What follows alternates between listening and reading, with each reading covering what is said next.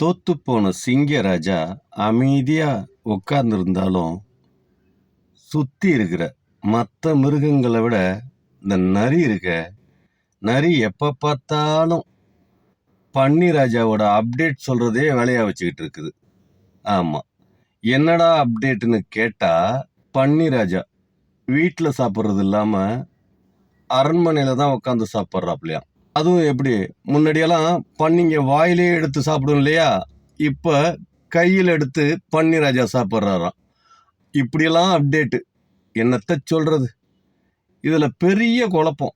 எப்பட்றா அப்படின்னு. ராஜாவா இருக்கிறதுக்கு ஒரு தகுதி இருக்கணுமே. அந்த தகுதின்னா எது? அறிவுல முதிர்ச்சியான ஒரு தகுதி இருக்கணுமே. அதெல்லாம் பன்னிராஜாவுக்கு இருக்கா?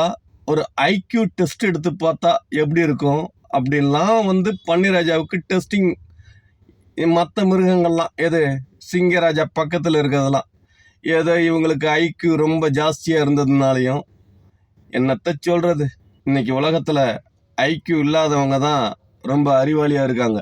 அது தெரியாம இந்த நரி பண்ற வேலை இருக்குதே, சீரியஸா சொல்றேன், எதிரிய கூட நம்பலாம், கூட இருக்கிறவங்கள நம்பவே கூடாது. அதனால எப்போதுமே இனிமேல் சிங்கராஜா கொஞ்சம் ஜாக்கிரதையா இருக்கணும்.